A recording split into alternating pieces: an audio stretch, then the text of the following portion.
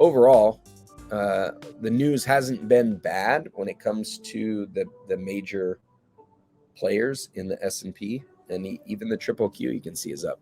So with Tesla being down so much and those ones up, Tesla would be even worse if this stuff was all down. So boy, we could come back if it decides to stop fighting the market, but it seems to me like right now we are probably doing better than, like, we would probably be doing worse if the market was failing as well.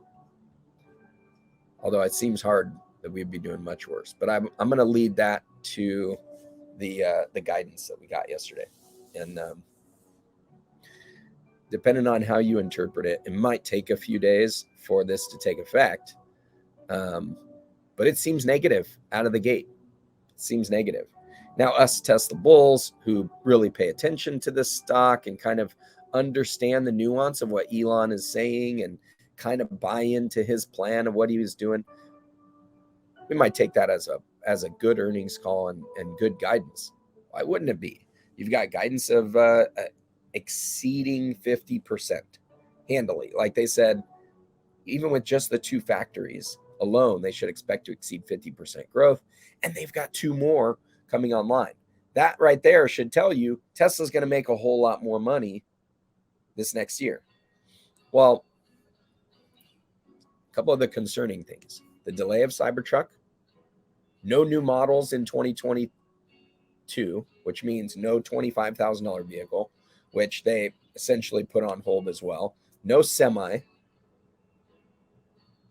So what does that do for fund managers that are looking out a couple of years?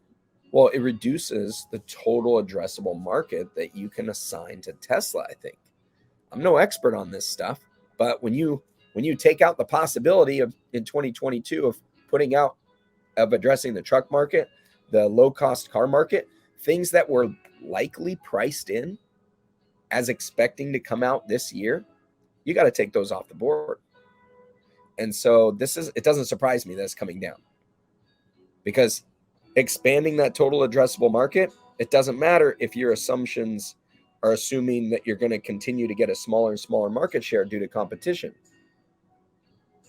because you're going to be growing your total addressable market. Well, they just shrunk their total addressable market for 2022, and you're going to have people thinking that competition's going to still come in and take over market share. So that's going to lead to a contraction in my mind. So that's what I think is happening.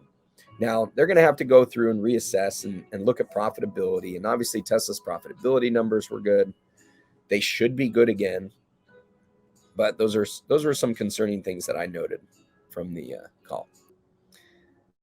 You blame Elon. He kept saying the chip issue. He needs to stop doing calls, Wonka said. I actually appreciated what he brought to the call, although he did repeatedly focus on full self-drive, autonomy, and robotaxis and the value that can bring. And I think that there's a lot of question marks around Tesla's ability to be the leader in that space still. Sure, they've rolled it out to 60,000 people and they're getting a lot of data, but I'll tell you, I'm driving this thing, the full self-drive beta, and it ain't great.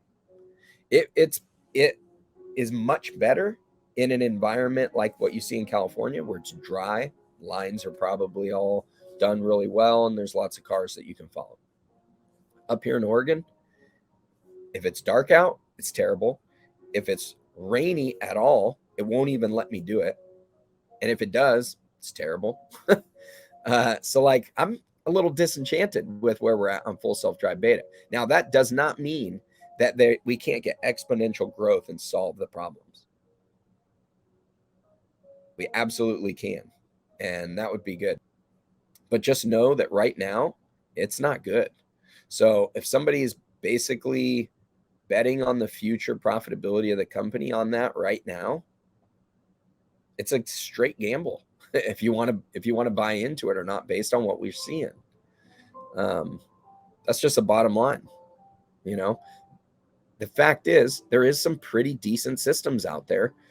XPEV has them that's operating in China, which Tesla doesn't operate in China yet with theirs. At least not, they don't sell a lot of it because it's not very good. Other companies are there's a lot of money going into it. Let's put it that way. And so people aren't betting, big hedge funds aren't going to bet billions on Tesla winning that. Okay. that's my thinking. You're not going to bet billions on a coin flip right now that Tesla's going to win that battle. You'll wait until it gets closer to the finish line and then place your bets. All other car companies have stopped calling it self-driving. Yeah, that's just because of the bad. Basically, I would say it's because of the bad press. That was my initial thought. But in actuality, it's probably so that their friends in the media can still keep attacking Tesla over it, and they can avoid it. That's my guess. They can say hands-free, but it ain't self-driving. It's the no new products and consolidation talks causing these problems. Yep, exactly. Peter, good morning. Pete must have said Fremont and China alone have capacity for 1.4 million cars this year. And I know that the delivery volume potential is huge. Now, 2022 was looking to be an incredible year for Tesla with the 2 new factories coming online and the potential $25,000 car and the Cybertruck and the semi. Well, now we know that none of those 3 things are coming out, just the 2 new factories. So now what Tesla has to rely on, and no bot, but now what Tesla has to rely on is that demand sustains for the whole year on their main 2 products. That's a bit more risky. That's a lot more risky. Now, if it does, they'll maintain the profitability. But that's something that's like, I don't know, with the type of risk you're looking at, if you're managing billions of dollars, how much are you going to risk that bet is going to provide you with the best return this year? I think that's what it boils down to. Not that they only bet on the best return, but you know what I mean. Like, those are the things that you got to weigh. Carl, the only reason they're not coming out is because the other products are too successful. Not sure that indicates risk. Well, so that's coming from a Tesla bull perspective. You got to think from a neutral perspective. A Tesla bull is going to take what Elon says and believe it. And I mean, we can clearly see that those products are successful. But like I said, when you reduce your total addressable market, which was likely already priced in, but if you don't just take Elon at his word, which, you can't when it comes to timelines, you generally can when it comes to goals, right? I mean, he's met every goal eventually, even if it's taken a while. Anyways, if you don't take Elon at his word, and let's say you got to be a bit skeptical, because I mean, CEOs lie. CEOs mislead. Okay. It's their job to do best by their shareholders, and oftentimes that's painting a rosy outlook. So when you have problems, sometimes you got to frame them in a positive light. The problem that Tesla's facing this next year is still chip constraints. At least they took battery constraints off the table. That's a good sign, I think. So if the chip problem gets fixed, relieved, then perhaps that can change.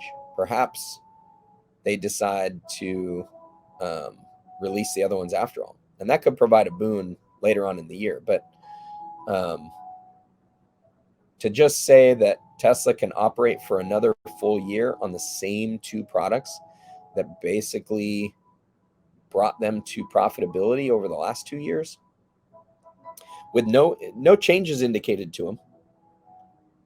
There's no guidance that says what they're going to do to increase sales of Model Y and Model 3. I mean, those things are concerning. So you gotta ask, yourself, what is the potential upside this year? Other than, an increasing output of those same two vehicles. Now, those same two vehicles are very, very profitable. Very profitable. But there is going to be a limit to how much you can sell of those. And you basically need to look at the overall car market. What vehicles are people buying these in place of? They're not buying them in place of a Corolla. Corolla's a $20,000 car. They may be buying them in place of a Camry. There's not a whole lot of difference between those, but it is a little smaller. The Model 3, a little smaller than a Camry. Do you get what I'm saying? Basically, it comes down to risk reward. If Tesla, the potential reward would be much greater. And 2022 had an incredible outlook when we were thinking we were getting potentially Tesla bot, semi, Cybertruck, $25,000 car. I mean, a $25,000 car is a huge, huge, huge deal when it comes to your total addressable market and the number of people that can afford it, the number of butts you're going to get into your seats, and what that leads to from a whole brand perspective in the market that it opens up. Taking that, they just took it off the table. I think that's a huge hit. I think that's a big deal. Now, there's a valid argument from the bull side, and this may be where Elon is heading, and Elon doesn't care about the short-term stock price action, okay? But if full self-driving becomes viable, if we can get robo-taxis, you don't need a $25,000 car. It is unnecessary for the most part. You pump out the robo-taxis, and the people that occupy that part of the market, maybe they get rid of their car in general. They won't need it because it's going to be much less expensive to just get a robo-taxi when you need it. And the economics of that would only become apparent when it happens to the vast majority of people, especially to the people at that range who right now are struggling and paying way too much for used cars because the used car market is just nuts right now. So that's a big difference. Big difference. If that comes to pass, then everything Elon said in this conference call is going to be spot on. And people are going to kick themselves that they sold their Tesla up at these rates because things are just going to be better. I hope you found value in today's video. If you'd like to find out more about IUL and whole life, check out these videos right over here, and we'll see you next time. Now go maximize your cash flow.